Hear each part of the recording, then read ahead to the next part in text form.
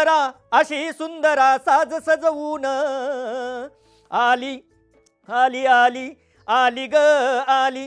दीपिका वगैरे सगळे बसलेले होते तुमच्या समोर. हो. आता ग्रामीण भागातून गेलेला माणूस मैंने कभी देखा ही नहीं था इतनी स्मार्ट लेडी. तो बोले इन पे आपको लिखना है. म्हटलं ठीक आहे. मग मी ते तिथेच लिहिलं आणि माझ्यानंतर शंकरजी गेले, शंकर महादेवन. ऐकलं त्यांनी. अरे कोण आहे बोले, कहाँ से लाया व्हाईस. तमाशातल्या बतावणीमध्ये व्यंगावरती बोलल्या जातं, स्वतःवरती बोलल्या जातं, परंतु अश्लील बोलल्या जात नाही, द्वयार्थी बोलल्या जातं. हे असेही दिवस पाहिलेले आहेत की मी वर्तमानपत्रामध्ये पेपरवर झोपलो आहे रेल्वे स्टेशनला. नाचविले तेव्हा तिने ताळ ताळ ताळ कृष्ण मथुरेच्या कंसाचा काळ काळ काळ. झोपडपट्टीत राहत होतो. आज वातानुकूलित घरात आहे, वातानुकूलित केबिनमध्ये आहे. मुंबई विद्यापीठाच्या लोककला अकादमीचा हेड आहे, सगळं आहे. आई वडील असणं खूप गरजेचं आहे.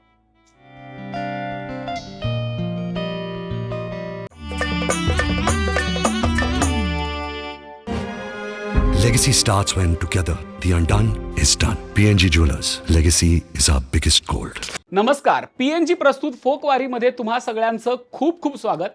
लोककलेच्या या फोकवारीमध्ये आज आपल्यासोबत आहेत गणेश चंदन शिवेजी. ते लोककलाकार आहेत, लोककलावंत आहेत, लोककला प्रशिक्षक आहेत आणि मुंबई विद्यापीठाच्या लोककला अकादमीचे ते विभाग प्रमुख आहेत.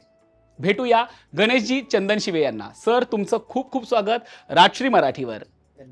मी जसं म्हटलं की लोककलाकार, लोककला अभ्यासक आणि लोककला प्रशिक्षक ह्या तीनही गोष्टी खूप वेगवेगळ्या आहेत. जगाला किंवा आपल्या महाराष्ट्राला आत्ता कुठेतरी लोककलाकार कळू लागलाय, त्यामुळे अभ्यासक आणि प्रशिक्षक कळणं हा त्याच्यानंतरचा विषय आहे. पण तिथूनच सुरुवात करूया. ह्या तिन्ही गोष्टीतला फरक काय आहे आणि तिघांची भूमिका कसा एक माणूस बजावू शकतो? खऱ्या अर्थाने लोककला ह्या समूह मनाच्या आहेत. हे एकट्याचं काम नाही आहे. आणि संत तुकारामांचा एक अभंग आहे, त्यातमध्ये म्हणतात ते नोहे एकल्याचा खेळ अवघा मेळविला मेळ. या मेळामध्ये म्हणजे जेवढा महत्त्वाचा सरदार आहे तेवढ्याच महत्त्वाचा सुरते आहे. आणि म्हणून लोककलांची सुरुवात किंवा प्रयोगात्मक लोककलांची सुरुवात होत असताना गणेशाला वंदन करून या कलेचे आपण भगवंताला आराधना करतो की आम्ही जी काही सेवा तुमच्यापर्यंत देतो आहे तर ही निर्विघ्न पार पडू दे. म्हणून या वारीची जी हे आहे, खरं म्हटलं तर ही लोककलेची वारी. आणि वारी म्हटल्याच्यानंतर पांडुरंगाला आपण केंद्रस्थानी ठेवतो. त्यामुळं पांडुरंगाला साकडं घालू, नंतर गणेशाला.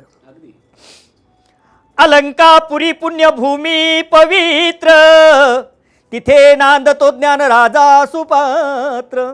तया ठविता महापुण्य राशी, नमस्कार माझा सद्गुरु श्री ज्ञानेश्वराशी. बोला पुंडलिकावर दे हरी विठ्ठल, श्री ज्ञानदेव तुकाराम, पंढरीनाथ महाराज की जय. लोककलांनी आणि लोककलावंतांनी म्हणजे संतांपासून तंतांपर्यंत, तंतांपासून लोककलावंतांपर्यंत, लोककलावंतांपासून विचारवंतांपर्यंत ही प्रबोधनाची परिवर्तनवादी चळवळ ही समाजाला एकजूट ठेवण्यासाठी संतांनी केलेली आहे. म्हणजे चक्रधरांनी जो महानुभाव पंथाची स्थापना केली, तो जो समतेचा विचार आहे, तो समतेचा विचार हा चक्रधरांच्या नंतर बसवेश्वरांनी सुद्धा घेतला. आणि तीच परंपरा तुम्हाला वारकरी संप्रदायामध्ये दिसते. कारण वारकरी परंपरा ही इतकी पवित्र परंपरा आहे की तिथे महिलेलासुद्धा माऊली म्हटलं जातं आणि पुरुषांनासुद्धा माऊली म्हटलं जातं. आणि जगामध्ये असं कुठेच नाही आहे की जिथे महिलेला माऊली म्हणतात आणि पुरुषालासुद्धा माऊली म्हणतात. माऊली हे एक केंद्रस्थान आहे आणि तिथे जर नतमस्तक झालात तर काम, क्रोध, मद, मत्सर, दंभलोभ, ईर्ष्या, अहंकार हे षडविकार माणसातले झडून पडतात. आणि माणसाने माणसासमोर माणसासारखं माणूस म्हणून उभं राहावं, हा जो संविधानाने दिलेला विचार आपल्याला आहे, तो विचार आपल्याला संतांपासून तो संविधानापर्यंत, विचारवंतांपर्यंत कळतो. अगदी. मग हा जो लोककलेचा वारसा आपण म्हणतो की हा संतांपासून आलाय, तो आता विचारवंतांपर्यंत आलाय. हा वारसा पुढे घेऊन जाताना आपण लोककलाकारही आहोत आणि ते लोकांपर्यंत पोहोचवायची पण एक जबाबदारी आहे प्रशिक्षक म्हणून. ती जबाबदारी कशी पार पाडताय? अलीकडच्या पाश्चिमात्य संस्कृतीचं आक्रमण जे झालेलं आहे आता आपल्या सगळ्या संस्कृतीवर, परंपरेवरती. कारण भारत हा असा एक देश आहे की हा बहुभाषिक देश आहे. इथे प्रत्येक जाती धर्माचे, पंथाचे लोक राहतात. आणि एवढी सगळी मंडळी इथे राहत असताना त्यांच्या वेगवेगळ्या संस्कृती आहेत.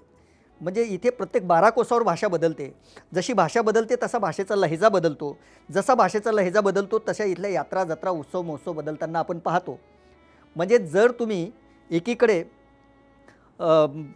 सिद्धिविनायकाच्या गणेशाचं दर्शन घ्यायला जात असाल तर तिथून जवळच तुम्ही मखदूमशाह बाबाचं दर्शन घ्यायला जाता. म्हणजे ही जी समतेची परंपरा जी आहे, एकजूट परंपरा जी आहे, ती हिंदू मुस्लिम शीख ईसाई बौद्ध ख्रिश्चन अनेक धर्माची लोकं इथे आहेत. तरीसुद्धा आज 75 वर्ष इथली संविधान हे तटस्थ मानेने ही घटना उभी आहे. आणि हा भारत देश पुऱ्या जगामध्ये का श्रेष्ठ आहे तर इथलं संविधान आणि इथली घटना ही आतापर्यंत डळमळली नाही. तुम्ही इतर देश कधी पाहिले, काही आखाती देश बघितलेत किंवा काही पाश्चिमात्य देश बघितलेत तर 2-2, 3-3 वर्षाच्या पुढे त्यांची घटना टिकली नाही. पण इथली घटना का टिकलेली आहे? कारण इथलं हे जे समूह मन आहे हे जरी बहुभाषिक असलं जरी बहुधर्मी असलं तरी इथल्या भावना ज्या आहेत त्या समतेच्या भावना आहेत. एकजूट करून आपण लोकांपर्यंत जातो. तेव्हा माझ्यासारख्या लोककलावंताची किंवा इतर अनेक लोककलावंतांची ही एक भूमिका असली पाहिजे की आपल्याला ह्या ज्या संस्कृतीमधल्या परंपरा आहेत, ही लोकसंस्कृती आहेत, ही तळागाळापर्यंत पोचलेली आहे आणि ही लोकांपर्यंत त्याच पद्धतीने ती गेली पाहिजे. तिचा जो आत्मा आहे तो कुठेही हरवला नाही पाहिजे. जरी आज आपण EIच्या युगामध्ये वावरत असलो तरीसुद्धा इथलं जागरण तसंच झालं पाहिजे. इथला कुळधर्म कुळाचाराचा गोंधळ तसाच झाला पाहिजे. इथला दशावतार तसाच झाला पाहिजे. इथे फक्त त्यातमध्ये एक भीती अशी आहे की कर्मकांड जे आहे हे कर्मकांड बाजूला ठेवून जो परिवर्तनवाद आहे, जो समतेचा वाद आहे, तो भगवंताची आराधना तुम्ही निष्काम सकाम तुम्हाला जशी भक्ती करायची तशी तुम्ही करू शकता. फक्त त्यातलं खुळचट रूढी अंधश्रद्धा कर्मकांड याला आम्ही छेद देतो आणि समतेच्या मार्गाने परंपरा लोकांपर्यंत पोहोचवण्याचा प्रामाणिकपणे प्रयत्न करतो. तुमच्यासारखे लोककलाकार आहेत, प्रशिक्षक आहेत, म्हणूनच आपली लोककला आज बॉलिवूडपर्यंत पोहोचते. आणि गणेश चंदन शिवे हे नाव थेट मोठ्या पडद्यावर आम्हाला बॉलिवूडमध्ये बघायला मिळतं. हा वारसा तुम्ही जपताय, इतकं सगळं करताय, तरीही लोककला लोकांपुढे यायला सिनेमाची आवश्यकता का लागते? म्हणजे लोकांना तमाशा कळायला नटरंग यावा लागतो, दशावतार कळायला दशावतार यावा लागतो, असे खूप उल्लेख आहेत. गोंधळ कळायला एखादा गोंधळसारखा सिनेमा यावा लागतो. हे का होतं? मग लोककलावंत म्हणून आपण कमी पडतोय, आपण प्रशिक्षक म्हणून आपण कमी पडतोय, की आपलं मार्केटिंग गणतंय? हे बघा, माझा किंवा आमच्या मुंबई विद्यापीठाच्या लोककला अकादमीचा हा एक प्रामाणिक एक उद्देश आहे की अस्तंगत होत जाणाऱ्या लोककलांचं जतन आणि संवर्धन व्हायला पाहिजे. आता हे होत असताना लोककलावंत कमी पडत नाही आहे. लोककला ह्या त्या प्रिमायसेसमध्ये किंवा त्या वातावरणामध्ये त्या भारतीभूमीमध्ये त्या चांगल्या दिसतात. ते एकदा प्रोसिनियम आर्टच्या आतमध्ये आल्या की त्याला एक फ्रेम निर्माण होते आणि ती फ्रेम निर्माण झाल्यानंतर त्याच्यावरती मर्यादा येतात. अलीकडच्या काळामध्ये काय झालं आहे, आता तुम्ही म्हणालात की नटरंगसारखा सिनेमा हे तमाशा चित्रपट नाही आहेत, तमाशापट नाही आहेत. नटरंग असेल किंवा तुमची चंद्रमुखी आला, हे सगळे लावणी प्रधान चित्रपट आहेत. तमाशा प्रधान चित्रपटांमध्ये गण गवळण बतावणी अशा पद्धतीने ते यायला पाहिजे होतं, परंतु ते आलं नाही. आणि मग ते काहीतरी कुठल्याही लोककलांवरती जेव्हा सिनेमा येतात तेव्हा ते त्या लोककला आहेत ना ब्रेड अँड बटरसारख्या त्या यूज केल्या जातात. पण त्याचा मूळ जो एलिमेंट्स आहेत किंवा त्याचे जे मूळ घटक आहेत ते सिनेमांमधून दाखवले जात नाहीत. त्याची गाणी प्रसिद्ध होतात, लोकांना कळतं. अलीकडच्या पिढीतल्या मुलांना तर असं झालेलं आहे आता की चंद्रमुखीसारखा सिनेमा आला किंवा नटरंगसारखा सिनेमा आला म्हणजे असा तमाशा आहे. पण तमाशा त्याच्याही पलीकडे आहे. तमाशामध्ये शेकडो 100-125 लोकांचा ग्रुप असतो. त्याच्यामध्ये तो रात्रभर चालायचा. अगोदर एक परिवारच असतो, एक परिवार असतो आणि ते यात्रा जत्रांमधून करत फिरतात. लावणी ही 4 भिंतीच्या आतमध्ये केल्या जाणारी गोष्ट आहे. लावणीला मर्यादा आहेत, ती मोजक्याच लोकांच्या समोर सादर केले जाते. पण तमाशाचं तसं नाही. हजारो लोकांच्या क्राऊडसमोर ग्रामजनाच्या निखळ रंजनासाठी तमाशाने उदय घेतलेला आहे की जेव्हा मनोरंजनाची काही साधनं नव्हती आणि तो काळही भारलेला काळ होता.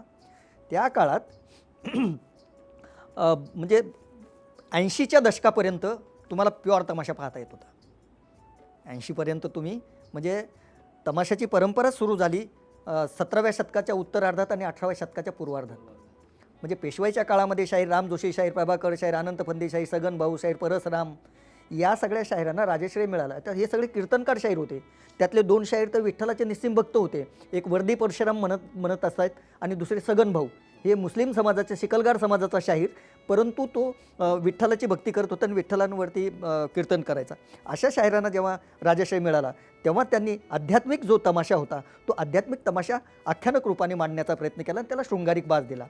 तरीसुद्धा गावगाड्यामध्ये धोंड्या महाराजसारखा माणूस सोलापूरला त्यांचं तिथे तमाशा होता, उघडा तमाशा, आणि अशा तमाशाच्या माध्यमातून ते लोकांचं मनोरंजन करायचे.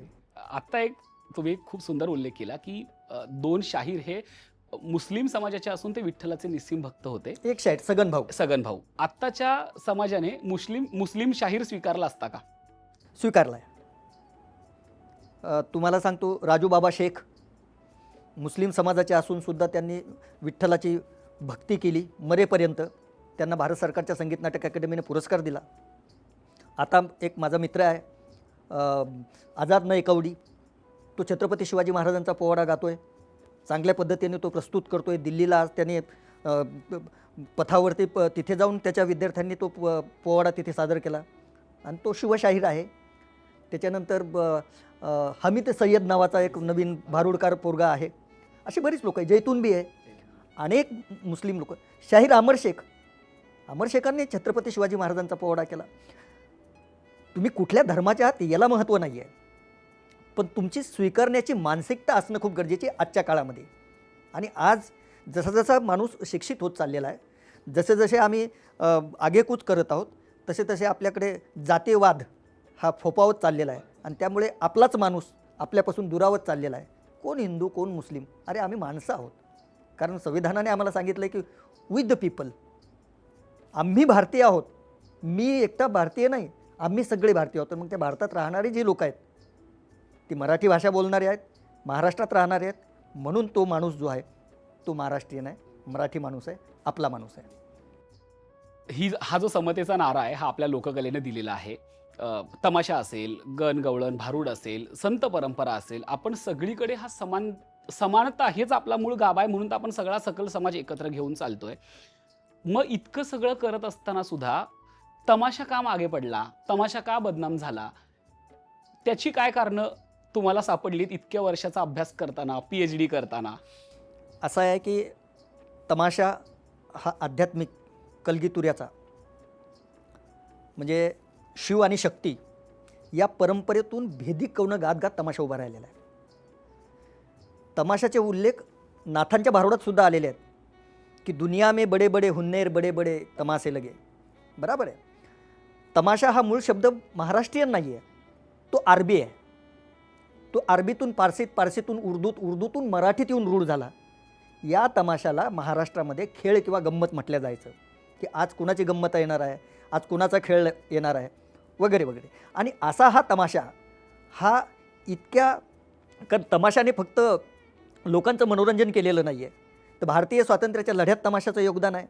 महाराष्ट्राच्या संयुक्त महाराष्ट्राच्या चळवळीत नवे तमाशे म्हणून अमर शेख, अण्णाभाऊ साठे, दना गवाणकर, आत्माराम पाटील, चंदू बरडकर, कृष्णकांत जाधव, केशर जैनू चांद, जैनू शेख चांद या सगळ्या लोकांनी तमाशाचे प्लॉट घेऊन संयुक्त महाराष्ट्राची चळवळ उभी केली. आंबेडकरी जलशात तमाशाचे अवशेष घेऊन त्यांनी आंबेडकरी जलसा सुरू केला. सत्यशोधकी जलसा सुरू केला. मराठवाडा मुक्तीसंग्रामात सुद्धा तमाशा कलावंतांचं योगदान आहे. म्हणजे असे किती उदाहरणं तुम्हाला देऊ. त्यामुळं हा जो तमाशा होता हा फक्त मनोरंजनासाठी नव्हता, तो प्रबोधनासाठी होता, उद्बोधनासाठी होता, लोकशिक्षणासाठी होता आणि त्यातून लोकांना लोकबोध होत होता. कारण जेव्हा आम्हाला आमच्या परंपरा माहीत नसायच्या तेव्हा हेच तमाशे आपले वगनाट्य त्यातमध्ये लावायचे आणि त्या वगाच्या माध्यमातून राजा हरिश्चंद्र, त्याच्यानंतर चिल्याबाळ, जहिरी प्याला, रक्तात रंगली भाऊबीज असे सामाजिक उत्थानाच्या चळवळीतले किंवा सामाजिक विषमतेवर भाष्य करणारे वगनाट्य येत होते.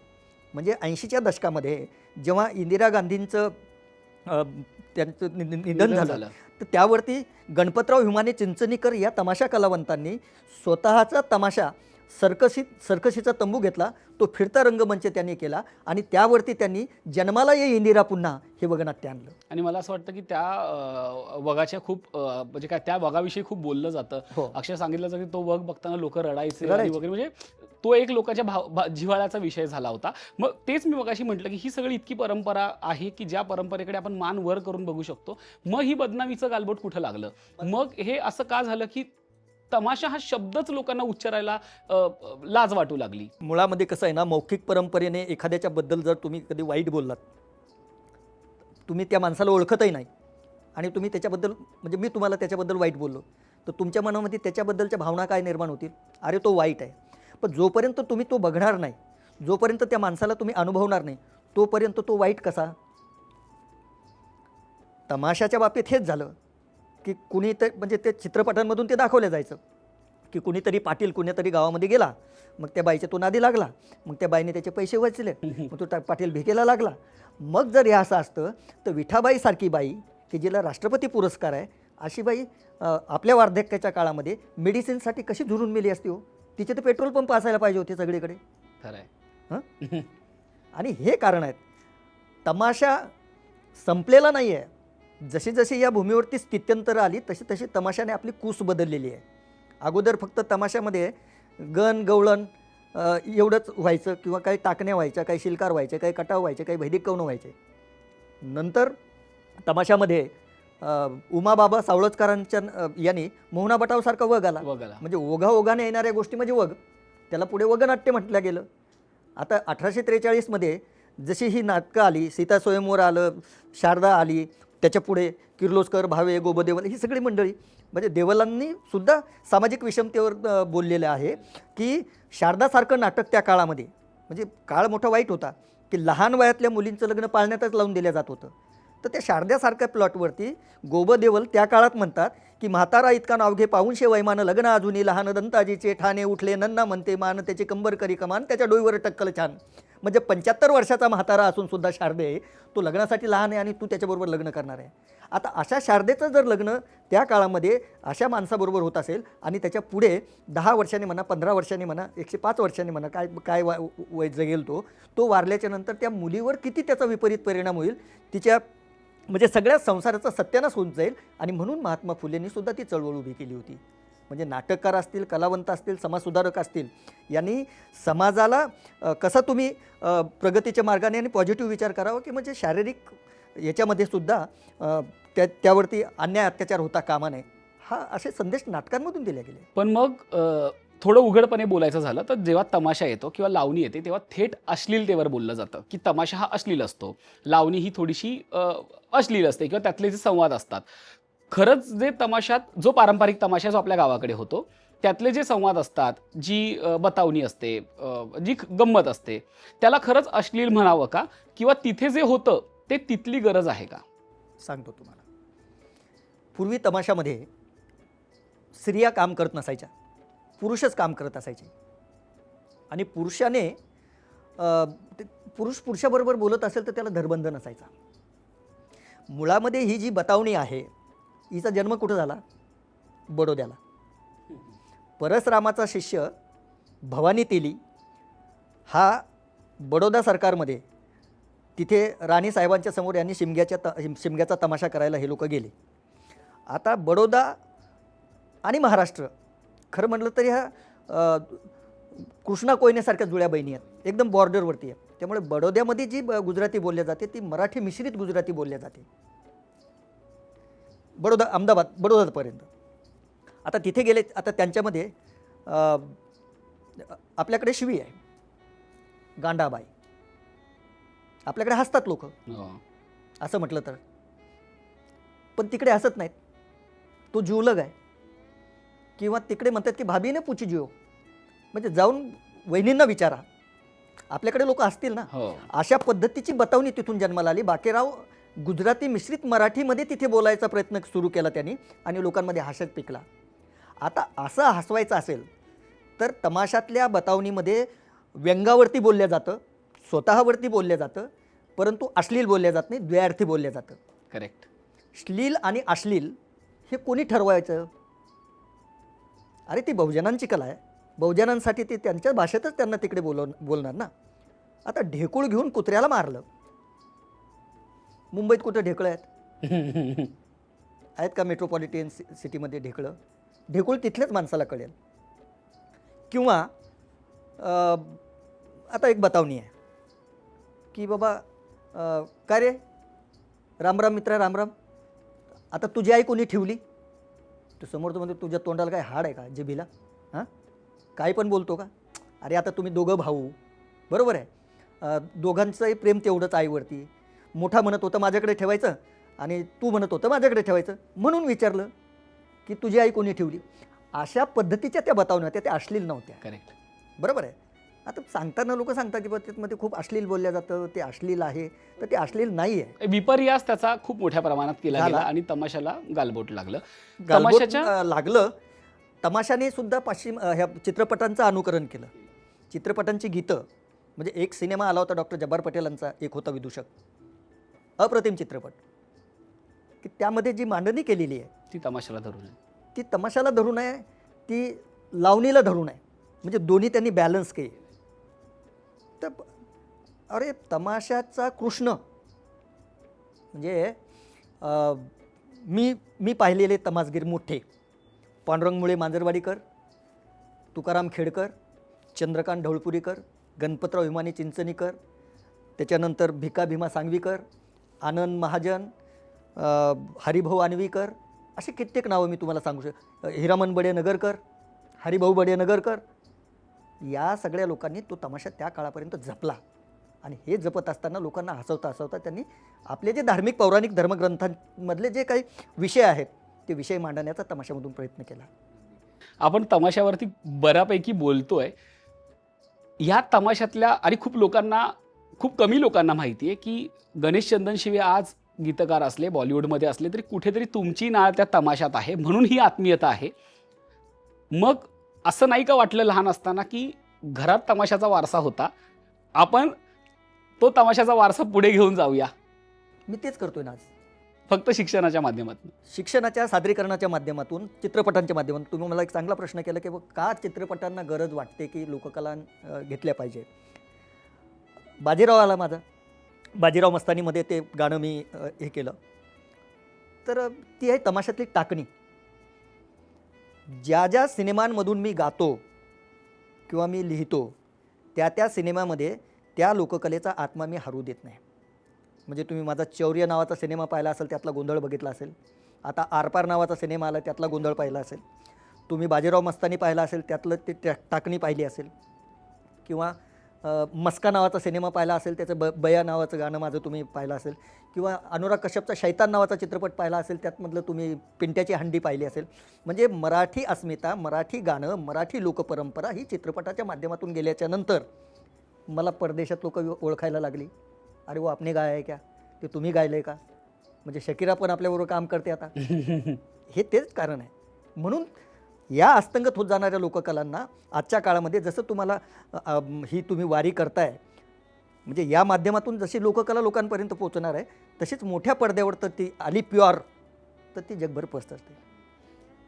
मला बॉलिवूडकडे यायचं आहे, पण बॉलिवूडकडे जाण्याआधी मला असं वाटतं की त्याची थोडी पार्श्वभूमी सुद्धा लोकांना कळायला हवी. जालन्यातलं हे पोरगं, मूळचं आपलं घराणं तमाशाचं, की बाबा तमाशा परंपरेतलं घराणं, छत्रपती संभाजीनगरला एक वेगळे संस्कार, परिवर्तनाचा वारसा, चळवळीचा वारसा, संस्कृतीचा वारसा, आणि तिथून मग मुंबई विद्यापीठ आणि मग बॉलिवूड, हा इतका मोठा तुमचा प्रवास आहे. मला जालन्यातनं सुरू करायला आवडेल. मी म्हणत नाही की पूर्ण प्रवास, पण काही मोजक्या आठवणी की ज्या सांगण्यासारख्या आहेत. मुळामध्ये मी माझं गाव टेंभुर्णी, तालुका जाफराबाद, जिल्हा जालना, अगदी एक 10-15 हजार वस्तीचं गाव आहे. तिथे शिक्षणाच्या संधी नव्हत्या. मी स्वीपरचं काम करायचो एका ग्रामीण रुग्णालयात, आणि त्यातून मला काही पैसे मिळायचे. ते पैसे घेऊन मी माझं एज्युकेशन करायचो. मग मी 10वी झालो, 12वी झालो, मी ग्रॅज्युएट झालो. ग्रॅज्युएशनला आल्याच्या नंतर तिथे मला काही चांगले गुरु भेटले. माणसाच्या आयुष्यामध्ये मित्र, गुरु, आणि तुम्ही कुणाच्या सानिध्यात काम करता, अशी जर चांगली लोकं भेटली ना, सगळीच माणसं चांगली असतात, त्यांच्या चांगुलपणाचे गुण तुम्ही घ्या आणि मग तुमची प्रगती होत राहते. तिथे मला चांगले शिक्षक भेटले. त्यांनी मला यूथ फेस्टिवल दाखवलं. यूथ फेस्टिवलमधून मी पार्टिसिपेट व्हायला सुरुवात केली. मला गोल्ड मेडल मिळाले. तिथून औरंगाबादला आलो. औरंगाबादला आल्याच्यानंतर मग तिथे राहण्याची व्यवस्था नव्हती. त्यामुळे कमवा आणि शिका योजना, अर्न अँड लर्न स्कीम, त्या स्कीममध्ये काम केलं. त्यातून काही पैसे मिळायचे, काही स्कॉलरशिप मिळायची. रात्रीचं नाट्यशास्त्र असायचं, त्यामुळे दिवसभर आम्ही कुठेतरी एखाद्या STDच्या बूथवरती काम करायचो. ते काही पैसे मिळायचे आणि त्यातून आमचं जेवण वगैरे हे ते सगळं भागायचं. असं करते शिक्षण माझं तिथे 5 वर्षाचा after graduation 5 year course in dramatics तो माझा झाला. MD मी तिथे झालो. आणि तिथे झाल्याच्यानंतर मग मी पासआउट होऊन बाहेर पडलो. 1 वर्ष जळगावला केलं. 2 वर्ष KSK महाविद्यालय बीडला प्राध्यापक म्हणून नोकरी केली, सहाय्यक प्राध्यापक. आणि मग मुंबई विद्यापीठाच्या जागा निघाल्याच्यानंतर मी मुंबई विद्यापीठात आलो. इथे आल्याच्यानंतर त्या काळात आम्ही जे यूथ फेस्टिवल करायचो तेव्हा आदेश बांदेकर असेल किंवा निलेश सावे असेल, शैल हाडा असेल, गुलराज सिंग असेल, जिगर सोनी असेल, अशी मित्र म्हणजे मुंबई विद्यापीठाकडून ही माणसं आणि संभाजीनगर डॉक्टर बाबासाहेब आंबेडकर मराठवाडा विद्यापीठाकडून आम्ही स्पर्धेमध्ये एकत्रित यायचो. पण मग इथे आल्याच्यानंतर ह्या परत या मित्रांच्या, विवेक ओबेराय, या सगळ्यांच्या आमच्या मैत्री पुन्हा एकदा जाग्या झाल्या. आणि मग आमच्याकडे विजय चव्हाण सर होते, तर त्यांनी तौफिक कुरेशींना सांगितलं की एक अच्छा बंदा आया है, बहुत अच्छा गाता है, आप उनको बुलाव. तर ते द फॉरेस्ट नावाचा अल्बम करत होते तौफिकभाई. मग मी तौफिकभाईचा फॉरेस्ट केला. आणि मग गीता त्यांची मिसेस त्यांनी आणि मी तो गायला. आणि तो खूप हिट झाला. टाइम्सचा होता. आणि तो हिट झाल्याच्यानंतर मग जॅकी श्रॉफने एक पार्टी ठेवली होती. मग त्या पार्टीला मला बोलवलं. तिथे जॅकी श्रॉफचा सिनेमा चालला होता हृदयनाथ. तो बोले आप गाएंगे? म्हटलं हां गाऊंगा. गेलो, गायलो पहिलं नमन. आता ते आपल्या लोककलेच्या मातीतलं आहे, ऐकूया आपण ते. पहिलं नमन हो पहिलं नमन, हे पहिलं नमन हो पहिलं नमन, आम्ही करतो कथन तुम्ही ऐका हो सृजन. अरे हो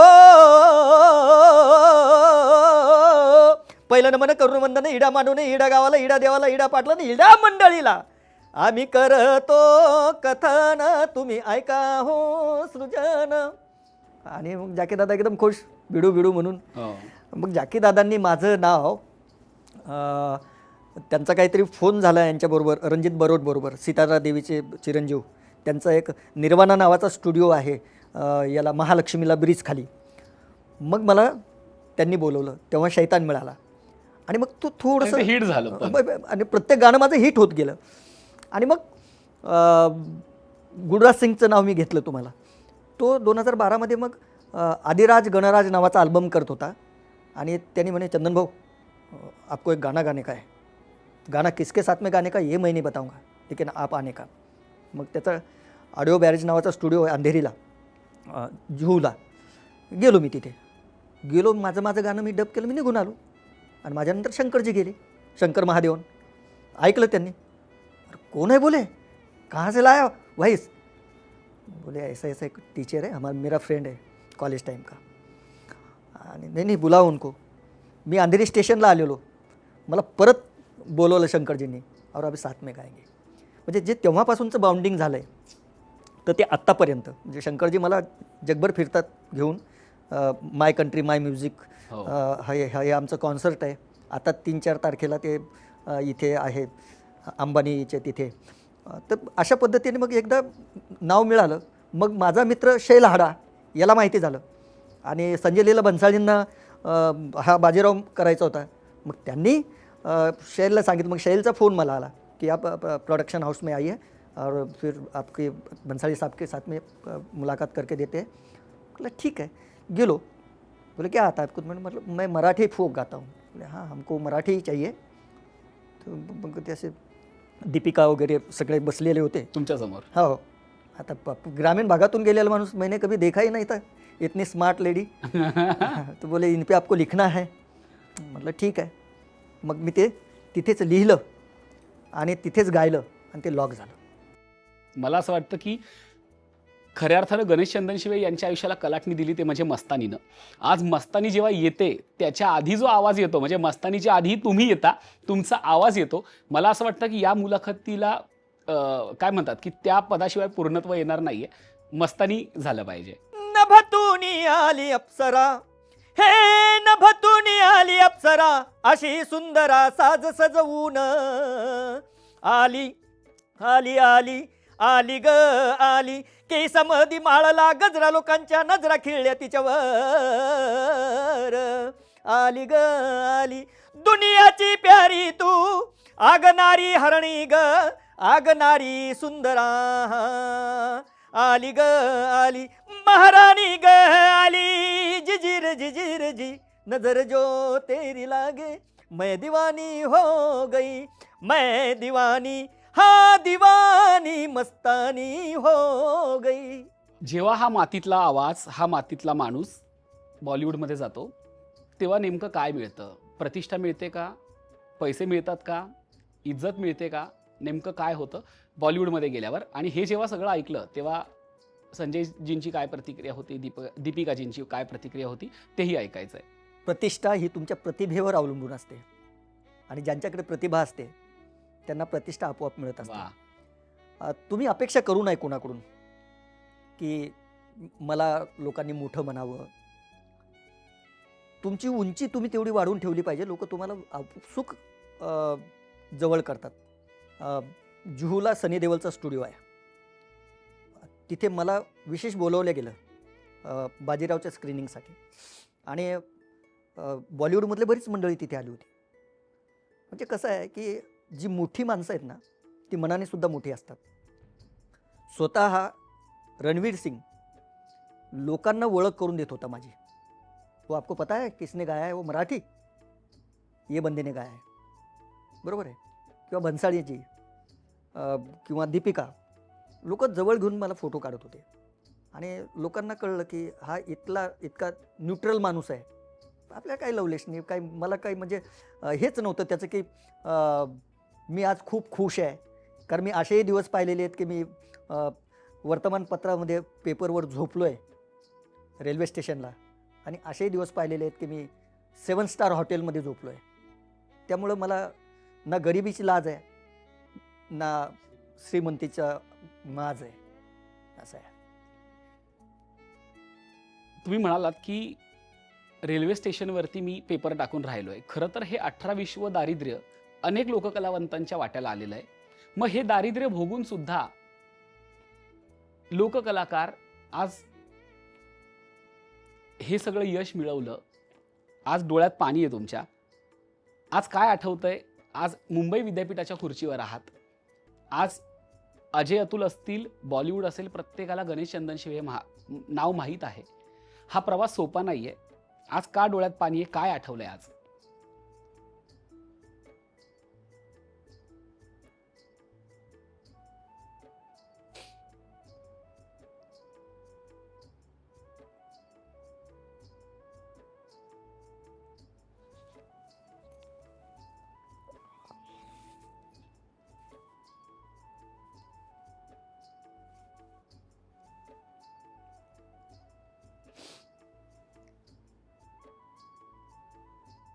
सगळं आहे तुमच्याकडे.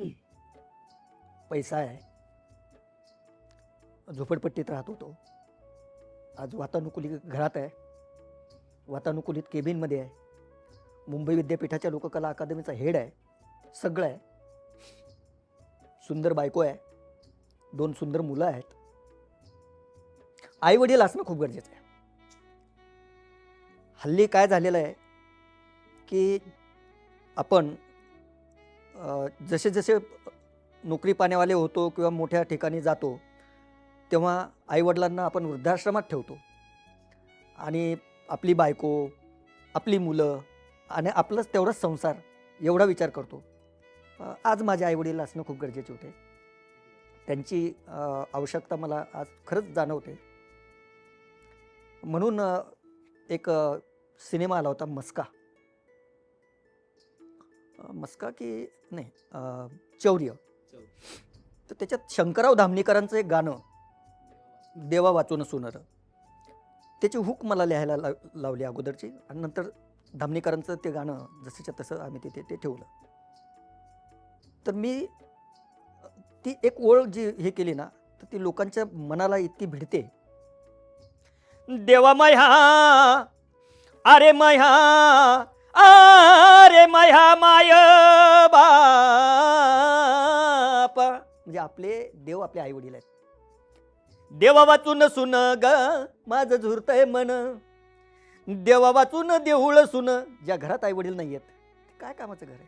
देवा वाचून देऊळ सुन, त्या देवळाला पुसत कोण, होई मातीचं धन ग माझं झुरतंय मन, देवा वाचून सुन ग माझं झुरतंय मन. हे काय म्हणतात की ही जाणीव असणं सुद्धा फार महत्त्वाचं आहे. तो स्ट्रगल तुम्ही केलाय, ते दिवस काढलेत म्हणून आज हे यश आहे. हे 18 विश्व दारिद्र्य अनेक लोककलावंतांनी भोगलंय, आजही भोगतायत, तरी ते लोककला का सोडत नाहीत मग? नाही बघा, लोककलावंत लोककला जगतो, लोककला जपतो. तो काही हाऊस म्हणून लोककला करत नाही, तर तो एक आपलं कर्तव्य आणि ती आपली एक परंपरा म्हणून लोककलावंत लोककलांपासून दूर जात नाहीत. अलीकडच्या काळामध्ये प्रत्येकजण लोककलावंत व्हायचा प्रयत्न करायला लागला आहे, परंतु ओढून ताणून केलेली लोककला ही लोककला नाही आहे. तिचं तुम्ही भांडवल करू शकता, पण तिचं जतन तुम्ही करू शकत नाही. आणि म्हणून मुंबई विद्यापीठाच्या लोककला अकादमीमध्ये आम्ही प्रयोगात्मक पारंपरिक लोककला मुलांना शिकवतो. इथून अनेक विद्यार्थी आमचे बाहेर गेलेले आहेत आणि अनेक विद्यार्थी या डिपार्टमेंटशी जोडलेले आहेत की अगोदर डिप्लोमा होता, आता इथे मास्टर कोर्स आहे. म्हणजे आधी आम्ही फक्त महाराष्ट्राच्या लोककला शिकवत होतो, आता भारतभरातल्या लोककलांचं प्रशिक्षण इथे देतो आणि त्याला चांगला प्रतिसाद आहे मुलांचा. 70, 80, 90, 125 मुलं रजिस्ट्रेशन करतात. त्यातून आम्हाला 25 मुलं घ्यायची आहेत, 25 फर्स्ट इयरला आणि 25 सेकंड इयरला, आणि भारतभरातून मुलं येत आहेत. त्याला चांगला रिस्पॉन्स आहे. आज लोककला म्हटलं की जसं मगाशी आपण सुरुवातच केली होती की एखादा सिनेमा, एखादा कार्यक्रम बघितला की लोकांना असं वाटतं की आम्हाला महाराष्ट्राची लोककला कळली आणि पोहोचली. पण लोककलेचा हा व्याप आणि व्यास खूप मोठा आहे. तो अभ्यासक म्हणून मला तुम्हाला जाणीवपूर्वक एक प्रश्न विचारायचा आहे. लोककलावंतांचं दारिद्र्य अजूनही संपलेलं नाही आहे, हे आपल्याला चांगलं माहिती आहे. आज इथे लावणी कलावंत असतील, गोंधळी असतील, भराडी असतील, जागरण मुरळ्या असतील, भोपी असतील, ते पोतराज असतील, ते अगदी मग खाली कोकणात दशावतारापर्यंत ही सगळी परंपरा जाते. एक थोडक्यात असे किती लोककला प्रकार आहेत जे सहज आपण सांगू शकतो, आणि अंदाजे महाराष्ट्रात असे किती लोककलावंत असतील ज्यांच्या घरी एका वेळेच्या जेवणाची भ्रांत आहे? आता लोककलावंत सुद्धा शिक्षित झालेला आहे. त्यांनी स्वतःचे चॅनल काढलेत, यूट्यूब चॅनल, आणि त्यावरती ते आपले लोककलांचे सादरीकरणं टाकायला लागलेत आणि त्याला भरभरून लोक सबस्क्राईब करतात, त्याला लाईक करतात, त्यातून त्यांना 2 पैसे मिळत आहेत. आज खाण्याची भ्रांत जरी लोककलावंताकडे नसलेली आहे, परंतु लोककलावंत हा लोककलावंतच राहिलेला आहे. तो मध्यमवर्गीय झाला नाही, बरोबर आहे. तो दारिद्र्य रेषेखाली आहे, रात्रीचा राजा आहे, सकाळचा कफल्लक माणूस रस्त्याने फिरतोय, त्याला सकाळी कोणी ओळखत नाही. परंतु या लोककलांचे जतन आणि संवर्धन व्हायचं असेल तर ती परंपरा मौखिक पद्धतीने दुसऱ्या पिढीकडे संक्रमित होत गेलेली आहे. तर त्याचं संशोधनसुद्धा होणं गरजेचं आहे आजच्या काळात, एक अभ्यासक म्हणून मला असं वाटतं आहे, सादरीकरणाबरोबर. आणि वेगवेगळ्या विषयांवरती आमच्याकडे इथे मुलं आता PhD सुद्धा करायला लागली आहेत. अनेक म्हणजे नुसत्या ह्या एवढ्या 2-4च लोककला नाही आहेत, तर तुम्ही पावलावर तुम्हाला लोककला पाहायला मिळेल. म्हणजे माणसाचा जन्म होण्याच्या अगोदर जो गर्भसंस्कार म्हणून एक विधी होता, तो लोककलेचाच प्रकार होता. आणि तेव्हापासून सुरू होणारा हा विधी माणसाच्या मृत्यूपर्यंत चालतो. आणि मृत्यूनंतरही मग त्याची दशक्रिया, त्याची 13वी, मग त्याचं वर्षश्राद्ध. लोकसंगीत हे आपल्या जगण्याचा एक भाग आहे. मग ते आपण जन्माला येण्याआधीपासून ते मरेपर्यंत तो आपल्या सोबत आहे. मग तरी असा प्रश्न पडतो की जसं आपण म्हणतोय की मग ह्या सगळ्याच जीवन प्रवासात लोककला आहे, तरी मग लोकांना लोककलेची किंमत का नाही कळली? लोकांना लोककलेची किंमत कळलेली आहे. आज तुम्ही पाहता की अनेक ग्रुप आता आलेत यूथ फेस्टिवलमध्ये फोक ऑर्केस्ट्रा करून. आणि असे हे जे ग्रुप आहेत, हे फोक आख्यान, लोकमेळा, लोकाख्यान, फोक लावणी लोकांना आवडायला लागले. ती याची खरी म्हटलं तर मुहूर्तमेळ जी आहे ती अशोक खंडेंनी रोवली. मंगलगाणी दंगलगाणी असेल किंवा मराठी बाणा असेल, अशा पद्धतीचा कार्यक्रम लोकांना सवय लावली की तुम्ही हे बघा, हे काय परंपरा आहेत. मग महाराष्ट्राचा लोकमेळा, नंदेश उमप, तो सुद्धा मोठ्या प्रमाणात लोककलेचे कार्यक्रम करतो. म्हणजे अशा पद्धतीचे वेगवेगळे ग्रुप आले आणि जे ग्रामजनामध्ये ज्या लोककला रुजलेल्या होत्या त्या आता अभिजनामध्ये, नागर संस्कृतीमध्ये पाहायला लोकांना मिळायला लागल्या. फोक आख्यांचा उल्लेख केला, मला तिथे यायचंच होतं आवर्जून. एकीकडे हे नाकारून चालणार नाहीये, एकीकडे जो मातीतला लोककलावंत आहे त्याला कुठेसं स्टेज मिळत नाहीये, त्याला तितकासा वाव मिळत नाहीये या नागर संस्कृतीमध्ये. दुसरीकडेच ही जी मुलं आहेत जी लोककलेच्या परंपरा जपतायत म्हणा, तेही उत्तमच काम आहे, पण त्यांच्या शोला इतकी गर्दी होतीये की तिकीट मिळत नाहीयेत. हाऊसफुलवरती हाऊसफुल शो होत आहेत. या सगळ्या ही मुलं जे करतायत यांच्या लोककलेकडे, यांच्या सादरीकरणाकडे अभ्यासक म्हणून कसे बघताय आणि लोककलाकार म्हणून कसे बघतायत? तुम्ही त्यांचं आणि लोककलावंतांचं कंपॅरिझन करू शकत नाही. त्याचं कारण असं आहे, गावातल्या प्रयोगात्मक लोककला सादर करणाऱ्या लोककलावंतांना स्पॉन्सर्स नाही आहेत. त्यांना त्यांच्या कलेचं भांडवल करता येत नाही. ते निरक्षर आहेत, पण ते प्युअर करतात. हे यांना स्पॉन्सर्स आहेत, यांना अनेक कंपन्यांनी विकत घेतलं आहे. त्यांचे शोज लागतात, त्यांचे बुक माय शोवरती थिएटर शो हाऊसफुल होतात. ते आरडून ओढून लोकांना सांगतायत की हेच लोककला आहेत. आणि ज्या लोकांनी लोककलाच मुळात पाहिलेल्या नाहीत, आम्ही सुरुवात केलेली आहे लोककला कशा पाहाव्यात. मुंबई विद्यापीठाच्या माध्यमातून इथे आमच्याकडे परंपरा फेस्टिवल व्हायचा, त्याच्यामध्ये अनेक लोककलावंत यायचे आणि इथल्या मुंबईतल्या लोकांना त्याचा आनंद घ्यायला मिळायचा. आता अलीकडच्या काळामध्ये हे जे ग्रुप आलेले आहेत ते निश्चित त्यांना स्पॉन्सर्स मिळत आहेत, ते त्यांचे कार्यक्रम करत आहेत, त्यांच्या कार्यक्रमांमधून लोकांना लोककला कळत आहेत, परंतु रिच्युअल्स ज्याला आपण म्हणतो ते दाखवत नाहीत. मूळ जे आहे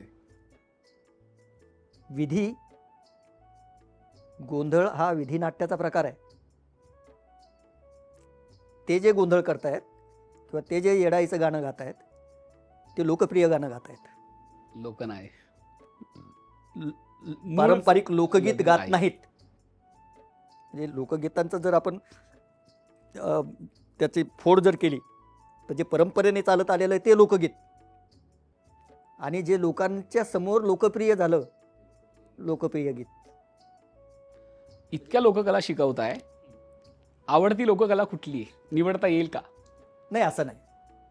म्हणजे तमाशा आवडतोय, जागरण गोंधळ आवडतोय, एका शिक्षकाला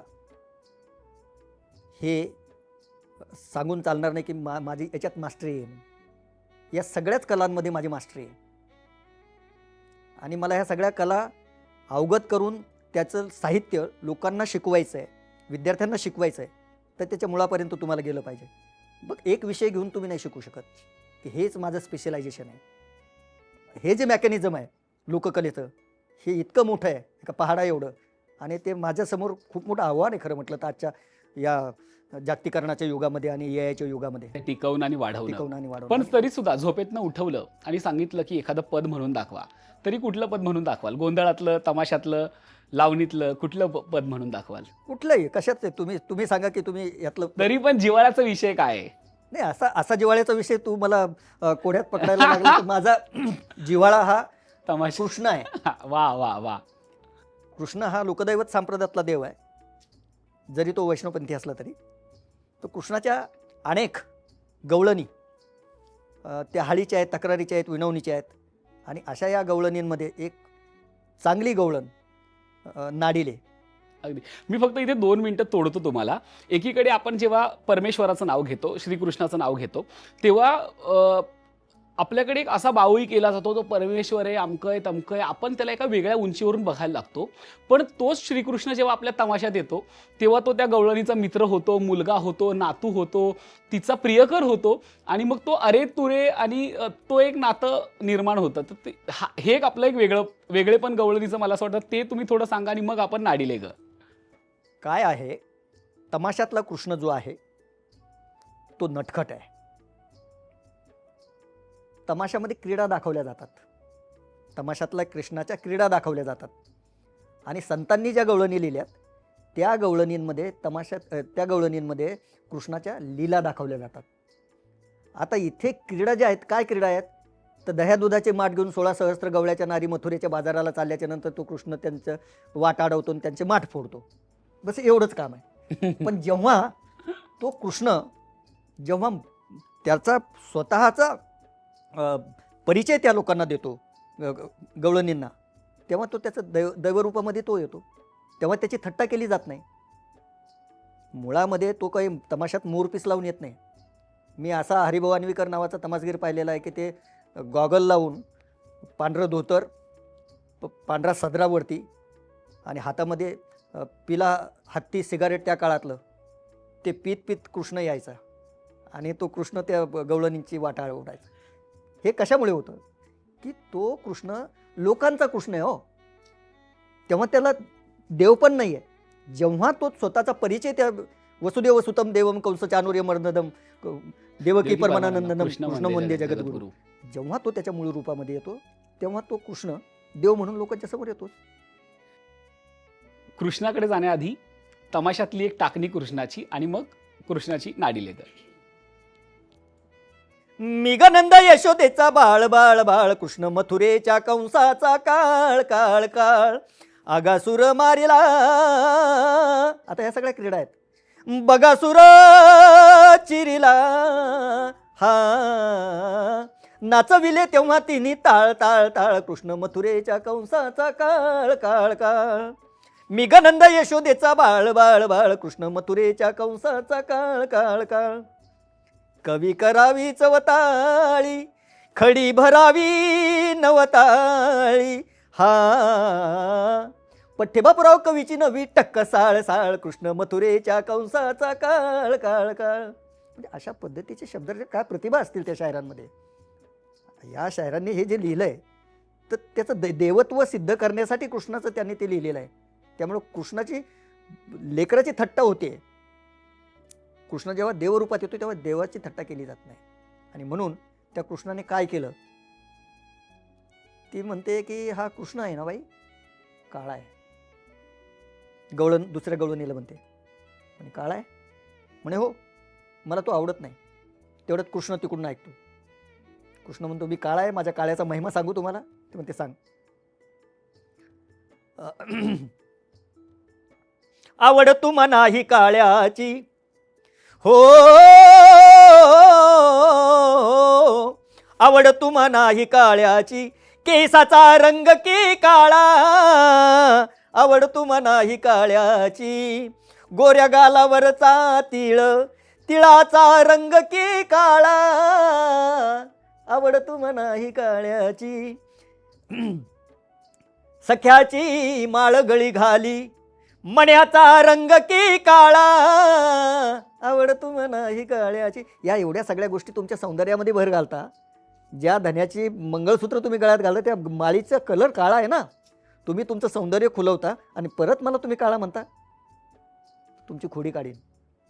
मला नाडिले ग, काय केलं तिने, मला नाडिले, मला नाडिले कान्हाने फोडिले माठ, धड धडा, मला नाडिले ग, मला नाडिले.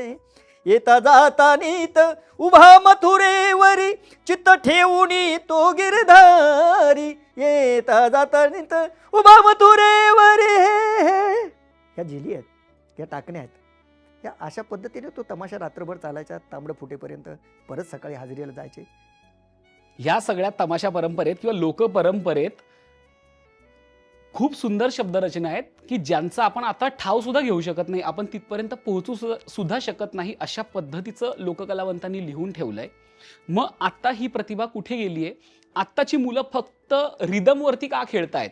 म्हणजे आत्ताच्या मुलांना का असं वाटतं की संबळ वाजवलं आणि लोकांना नाचवायचं, ढोलकी वाजवायची लोकांना नाचवायचं, शब्दरचनेवरती का भर दिला जात नाहीये? हे शब्द कुठे गेले? ही प्रतिभा कुठे गेली लोककलावंतांची? त्याच्यामध्ये पूर्वीचा जो शाहीर होता तो लिहिता शाहीर होता. स्वातंत्र्योत्तर काळामध्ये लिहिता शाहीर मेला. त्याच्यानंतर लोकांनी लिहायला बंद केलं आणि दुसऱ्यांनी लिहिलेलंच फक्त रचना ते गायला लागली. पुढे पुढे पुढे पुढे पुढे पुढे रिदम आला, शब्द गेला आणि रिदमवरती आता लोक खेळायला लागलेत, लोकांना ते आवडायला लागले. परंतु लोकसंगीत, लोकपरंपरा, लोककला हे एक वर्तुळ आहे, एक सर्कल आहे. ते एका बिंदूपासून सुरू होतं आणि पुन्हा त्या बिंदूवरती येऊन थांबतं. Legacy starts when together the undone is done. PNG Jewelers. Legacy is our biggest gold. मला असं वाटतं की थांबण्याआधी जसा प्रवास पांडुरंगाच्या वारीतनं सुरू केला तसं या वारीत भैरवीला सुद्धा महत्त्व आहे. तर मला असं वाटतं की थांबायचंच आहे, पण त्याच्या आधी एक भैरवी आणि मग आपण निरोप. आम्ही बिघडलो तुम्ही बिघडाना, आम्ही बिघडलो तुम्ही बिघडाना, चंदनाच्या संगे वृक्ष बिघडले, चंदनाच्या संगे वृक्ष बिघडले, जे जे बिघडले ते चंदनसी झाले, जे जे बिघडले ते चंदनसी झाले. विठ्ठलाच्या संग तुका बिघडला, विठ्ठलाच्या संग संग तुका बिघडला, जो जो बिघडला तो विठ्ठलमय झाला, आम्ही बिघडलो तुम्ही बिघडाना. वा, धन्यवाद धन्यवाद धन्यवाद सर. या लोककलेच्या फोकवारीमध्ये तुम्ही आलात, इतकं भरभरून बोललात, विचार करण्यासारखं बोललात. कदाचित आपल्या विचारांचा महाराष्ट्र सुद्धा विचार करेल. खूप खूप धन्यवाद वेळ दिल्याबद्दल आणि इतक्या छान गप्पा केल्याबद्दल. धन्यवाद.